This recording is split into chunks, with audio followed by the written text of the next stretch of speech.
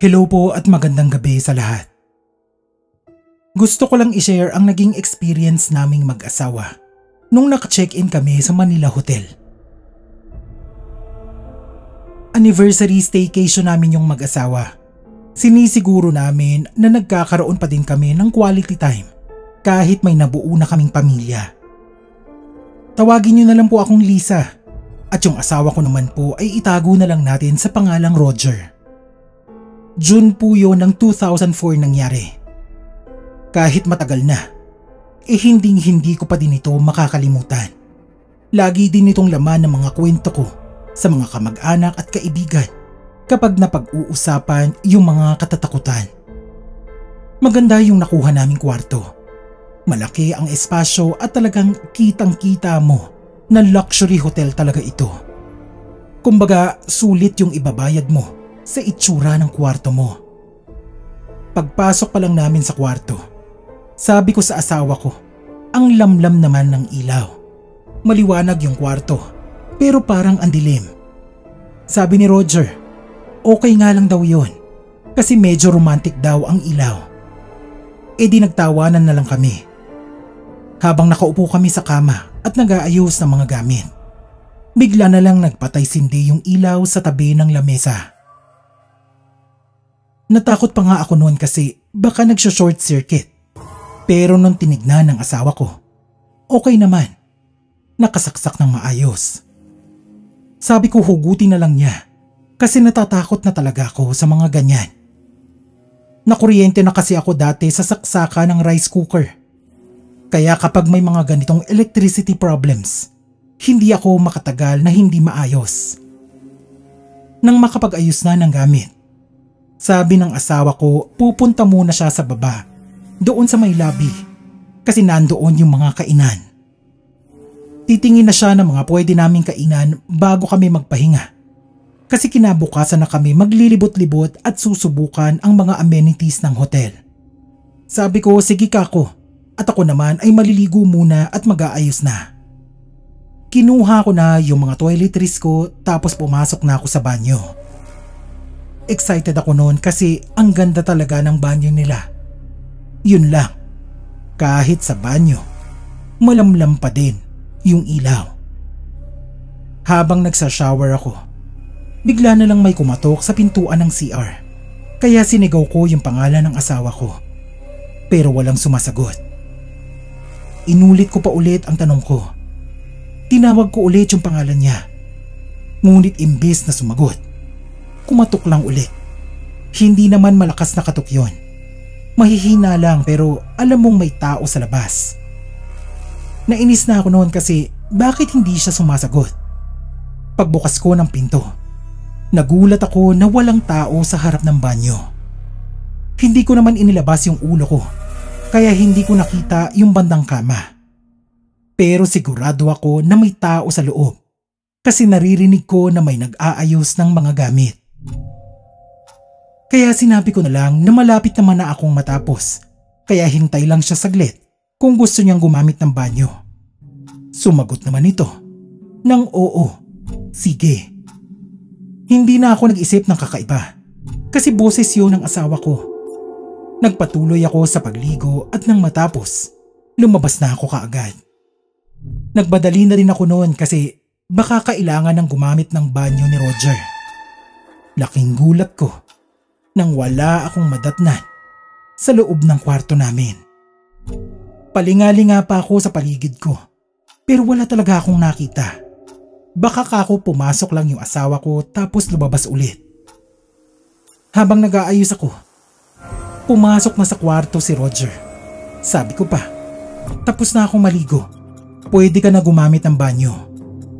Kumunot yung noo ng asawa ko at sinabing, bakit ko daw yun nabanggit? Sabi ko naman, kanina pa siya katok ng katok sa pinto ng CR habang naliligo ako. Sabi naman niya nakababalik lang niya galing sa labas at noon lang siya nakabalik. Doon na ako ginapang ng takot kasi sino pala yung kausap ko kanina. Sinabi ko sa asawa ko na parang may nakapasok ata sa kwarto namin. Sabi naman niya na imposible yun mangyari kasi nasa kanya ang susi. Sinigurado niyang nakakandado yung pinto paglabas niya. Tinignan din naman namin yung mga gamit.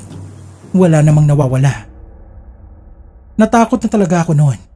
Pero sabi ng asawa ko, wag ko na lang daw pansinin kasi masisira lang yung anniversary trip namin. 2 araw lang naman kaming naka-check-in. Pero hindi ako mapalagay habang nandoon kami.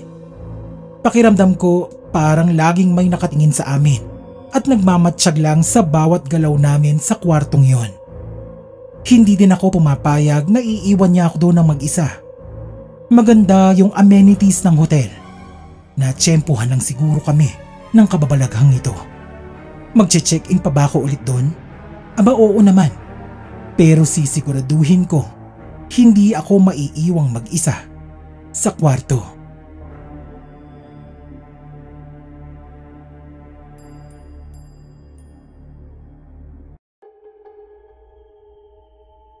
Magandang gabi po Sir Ken at sa lahat ng tagapakinig. Tawagin niyo na lang po akong Ella. Alam ko pong marami nang nakapagkwento ng mga kababalaghan na na-experience nila sa Diplomat Hotel. Pero gusto ko pa din po sanang i-share yung experience naming magbabarkada nung nagpunta kami doon. February 2019 kami nag-decide noon na magpunta ng Baguio. 5 kaming magkakaibigan na nagpunta. Gusto lang kasi namin na magpahinga from work. Yung lugar na yon ang pinaka-relaxing sa amin. Malamig kasi at maganda ang panahon. Karamihan sa amin, night market ang gustong puntahan. Pero nung unang gabi namin sa transient house, bigla na lang kaming nagkwentuhan ng katatakutan at nag-decide na bakit hindi kami pumunta sa Diplomat Hotel. Nung una, ayaw nung kaibigan kong si Rachel na sumama. Kasi una, bukas ang third eye niya.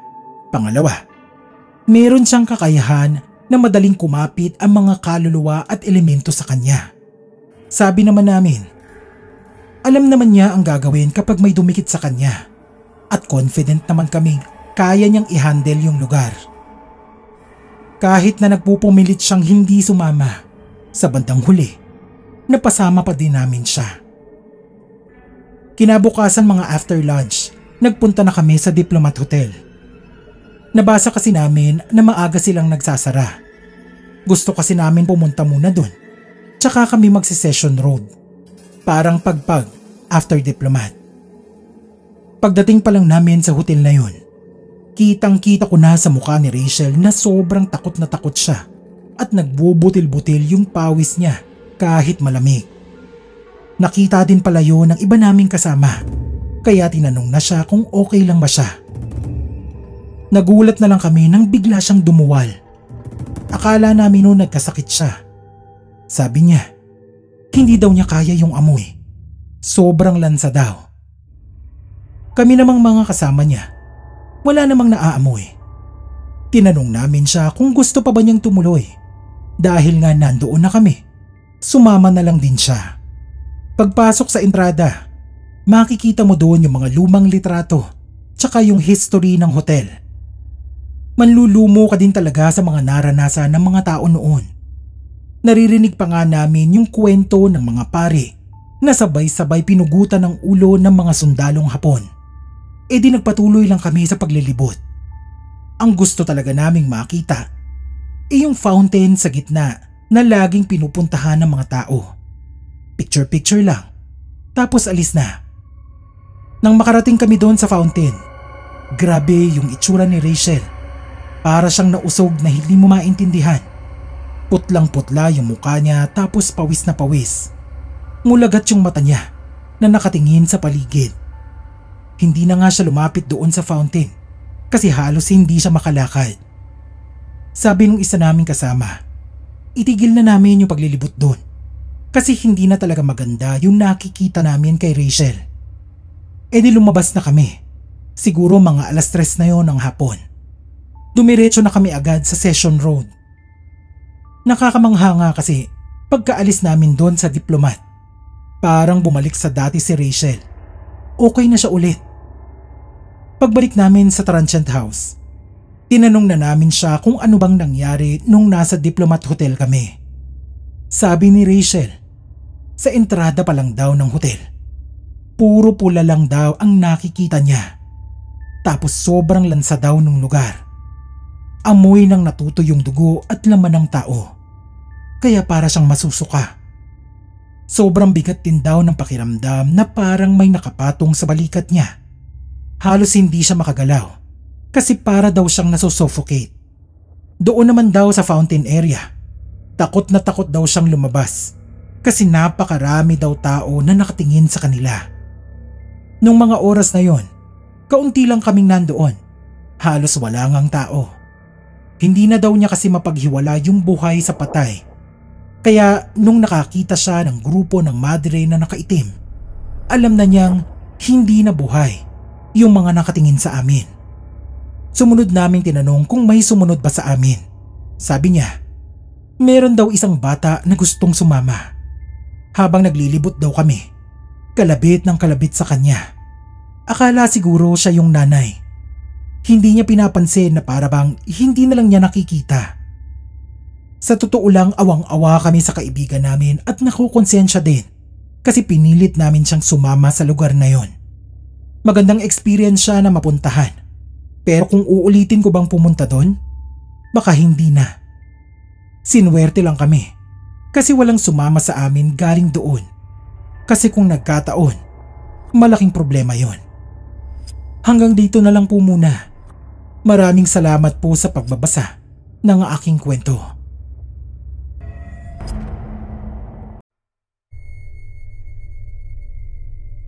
Magandang araw Sir Ken at sa mga tagapakinig ng channel mo. Gustong gusto ko yung Haunted Philippines mo na series dati, tsaka yung Universities After Dark.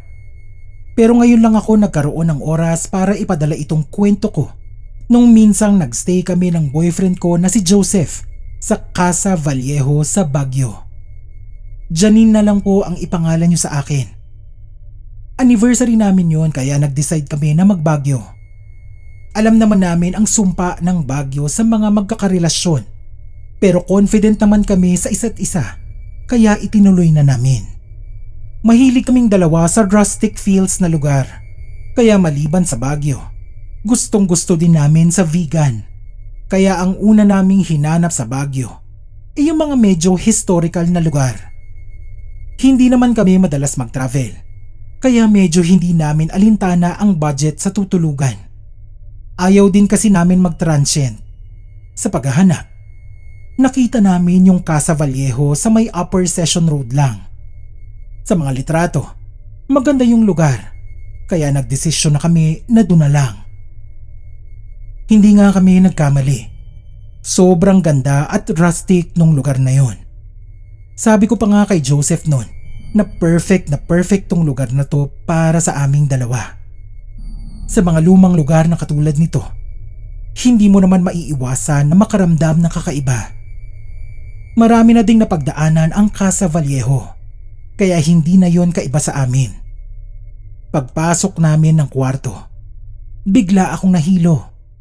Alam mo yung parang biglang umikot yung paligid mo. Vertigo ata ang tawag doon. Buti na nga lang at nasalaw ako ng boyfriend ko at hindi natumba. Inisip ko na lang noon na baka pagod lang ako sa biyahe. Naupo na lang muna ako sa kama. Habang nag-aayos ng gamit si Joseph, para bang lalong lumalala yung pakiramdam ko. Pabigat ng pabigat yung dibdib ko na para ba akong masusuka. Sinabihan ko na agad yung boyfriend ko. Nagbiro pa nga siya na baka buntis daw ako. Sabi ko naman, meron ako nung araw na yon, kaya imposible. Nang makapag-ayos na, nagdesisyon na kaming lumabas para maglibot at saka kumain. Awa ng Diyos, naging okay naman yung pakiramdam ko kinalaunan. 2 nights and 3 days pala kami doon, kaya medyo mahaba yung bakasyon namin. Mag-aalauna na siguro yun na madaling araw nang bumalik na kami sa hotel. Medyo lasing kami noon kasi nag-inom kami sa Session Road pagkatapos naming mag-night market. Siyempre naglalambing na si Joseph, kaya sinabi ko saglit lang at mag-aayos lang ako. Habang nasa banyo, naghilamos ako ng muka. Hindi ko alam kung dahil ba sa kalasingan ko, pero dalawang refleksyon kasi yung nakikita ko sa salamin. Tinititigan ko ng mabuti kasi medyo malabo yung isang refleksyon. Pero ang sigurado ko lang, hindi sa akin yung refleksyon na yon. Napaatras po talaga ako noon pero hindi naman talaga ako natakot. Parang nagulat lang. Paglabas ko ng CR, nakahiga na si Joseph sa kama. Ako naman tumabi na sa kanya. Habang magkatabi kami, nagulat na lang kami nang may narinig kaming umuungol. Natatawa pa kami noon kasi parang naunahan pa ata kami nung kabilang kwarto. As in ang lakas niya. Nabother na nga kaming dalawa kasi parang nakakawalang gana yung naririnig mong ganon. Pero habang pinapakinggan namin yung tunog, parang hindi naman siya ungol ng nasasarapan na tao. Para siyang nahihirapan. Parang sinasakal. Parang nalulunod. Napatayo kami. Tapos sinabi ko sa boyfriend ko na baka kailangan ng tao ng tulong.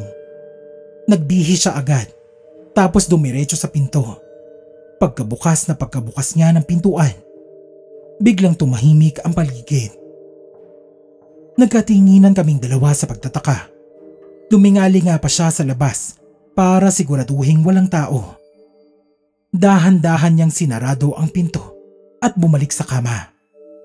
Sa totoo lang, panira talaga ng moment yun. Pero uunahin pa ba namin ang mga kagustuhan namin kaysa sa nangangailangan ng tulong?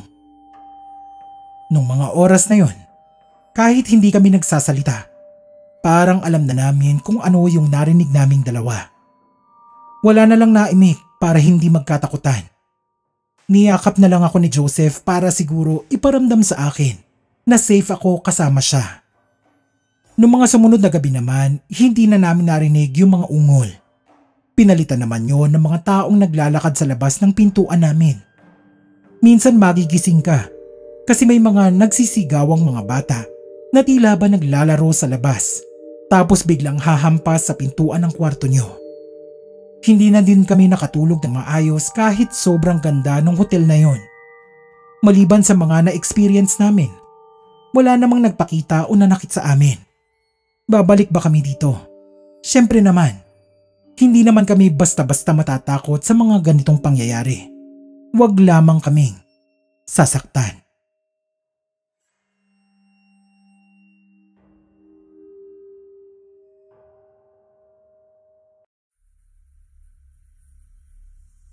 Hello po. Itago niyo na lang po ako sa pangalang Marco. Medyo nahihiya pa akong ipadala ito kasi syempre, hindi naman to normal na kwento para sa iba. Part po ako ng LGBT community. Meron akong ka-mutual understanding nun. Ka-department ko siya sa school, pero hindi naman kami magka-block. Parang magjowa na ang turingan namin sa isa't isa. Nagde-date kami. Pumupunta sa kani-kanyang mga bahay.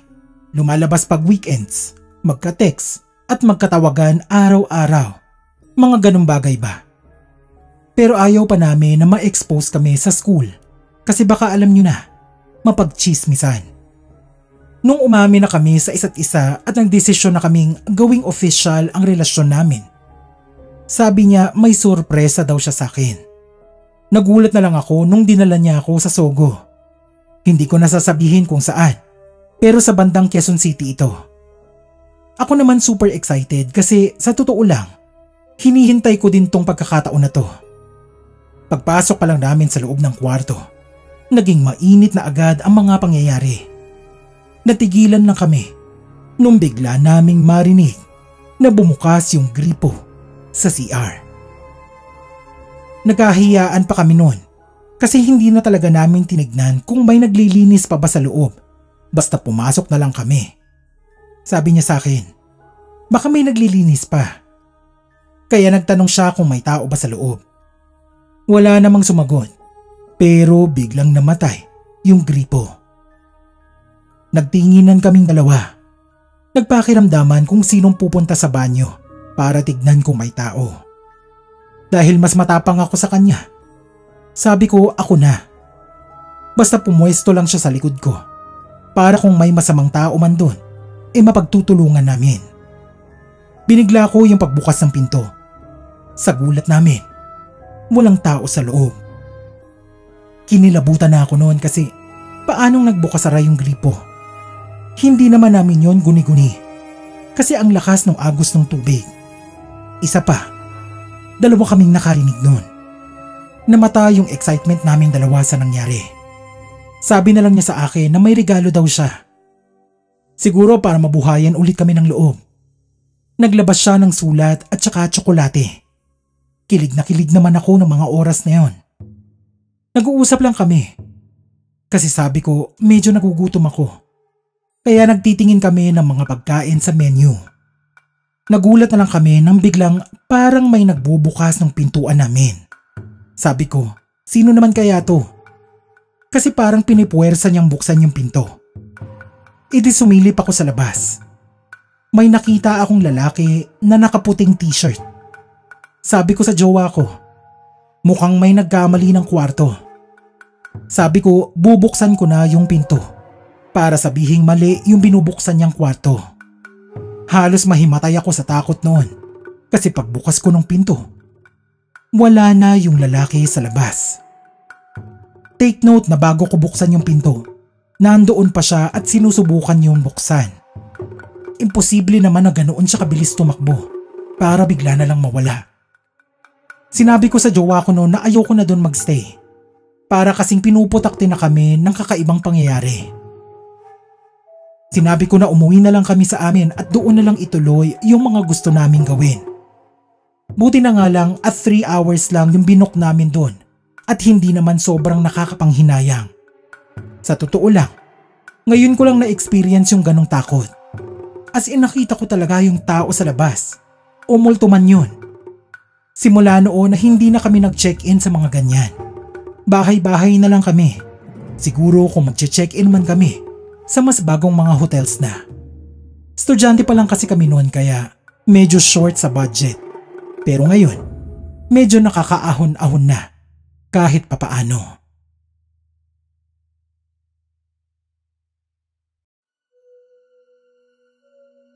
Nag-outing kaming magkakaibigan noon sa Baguio. Dahil nga medyo maliit ang budget namin, hindi namin kaya sa mga malalaking hotel. Kaya nag-transient house kami. Mas gusto din kasi naming ibuhos yung dala namin pocket money sa mga gusto naming bilhin doon. Lalo na sa mga ukay-ukay. Mabuti na nga lang at medyo maganda yung nabook naming transient house at malapit din sa mga tourist destination sa Baguio. Tipid na kami sa tulugan. Tipid pa kami sa pamasahe kapag naglilibot kami. Tawagin na lang nating Aling Delia yung kausap namin sa tutuluyan namin. Mabait naman siya at maayos kausap. Matandang babae yun na nasa 50 siguro ang edad. Palatawa siya at nakikipagbiruan pa sa aming magbabarkada. 3 araw ang renta namin. Bale 2 gabi at 3 araw. Sa 4th araw, makapananghali, magche-check out na kami. Wala namang kakaiba nung unang gabi. Siguro dahil sa sobrang pagod namin sa paglilibot at biyahe, bagsak kaming lahat at nakatulog ng mahimbing. Isa-isa kaming nagsigising ng mga 3:00 ng madaling araw kasi babiyahe pa kami paangat para pumunta sa Northern Blossom Flower Farm. Medyo malayo pa kasi yun sa Baguio City proper. Gusto naming maabutan yung biyahe ng 5:00. Sinabi sa amin ni Aling Delia na kung may kailangan kami, puntahan lang namin siya sa baba. 3 palapag kasi yung bahay na yon at nasa 2nd floor kami. Sa baba naman, nandoon yung parang maliit nilang tindahan. Dahil nga kakagising lang, gusto naming magkape. Bumaba na kami nung isa kong tropa para bumili ng kape. Tapos manghingi na din ng mainit na tubig. Pagbaba namin, may nakita kaming dalaga na nakaupo sa harap ng tindahan. Inisip namin na baka apo o anak ito ni Aling Delia. Bali ang pwesto niya, nakatalikod siya sa amin at nakaharap sa mismong tindahan. Nakasando siya ng puti, tapos mahaba ang buhok. Sabi ko pa nga sa tropa ko, iba talaga mga taga Baguio. Sanay na sila sa ganitong kalamig. Kasi kaming dalawa ng tropa ko, balot na balot. Habang ito namang si ate, nakapantulog pa. Tinawag na siya nung tropa ko. Sabi niya, "Ate, pabili kami ng kape." Pero walang imik. Nakatalikod pa din siya sa amin. Ako naman, inulit ko ulit yung tanong. Pero wala pa din. Nung akmang tatapikin ko na sana yung babae, biglang lumabas yung asawa ni Aling Delia galing sa likod ng tindahan. Pupungas-pungas pa siya nun na halatang kakagising lang. Napatingin kami ng tropa ko sa kanya at sinabing bibili kami ng kape. Pero nung bumalik na yung tingin namin sa harapan ng tindahan, wala na yung babae. Gulat na gulat kaming magkaibigan sa naranasang yun. Sabi ko pa nga, baka namamalikmata lang kami kasi kakagising lang namin. Pero imposible namang sabay kaming namalikmata. Parehas pa kami ng nakita. Di na muna namin kinwento yon sa mga kasama namin kasi syempre kakagising lang. Tapos ganun pa yung maririnig nilang kwento. Nagpatuloy na kami sa mga gawain namin nung araw na yon. Masaya lahat syempre. Tapos nakabalik na kami sa transient mga bandang 1:00 na ng madaling araw. Kahit pagod kami, sobrang taas pa din ang energy namin kaya tumambay muna kami sa labas ng kwarto. Kwentuhan lang. Pero hindi kami uminom noon. Mga bandang 3:00 siguro na madaling araw. Biglang dumaan sa harap namin si Aling Delia. Tapos nagtanong kung okay lang ba kami. Mga ganun ba? Hindi naman siya kakaiba. Tumatawa-tawa pa nga siya. Di okay, sige. Kinaumagahan siguro mga bandang 11:00 na noon. Nagising na kami para makapag-ayos ng gamit. Kasi pa-check out na kami ng 12:00. Pagbaba namin, pinasalamatan namin si Aling Delia at yung asawa niya. Tapos nabanggit nga namin nang aga niya ding magising. Biglang kumunot yung noo ni Aling Delia sa pagtataka. Sabi namin nagising pa siya ng 3:00 ng madaling araw at kinausap pa kami. Sabi niya, imposible yun kasi maaga siyang natutulog at hindi niya na kayang magpuyat. Hindi na lang kami nakakibo. Nagpasalamat na lang kami ulit tapos umalis na. Habang nasa biyahe, doon na namin kinuwento ng tropa ko yung nakita namin sa tindahan sa baba. Kinilabutan talaga kami doon. Mabuti na nga lang at hindi ganoon kagrabe yung na-experience namin. Di tulad ng mga naririnig naming mga kwento sa ibang tao. Siguro natsyempohan lang kami ng pagpaparamdam. Pero hindi ko naman inakala nakakausapin pa kami ng multo doon.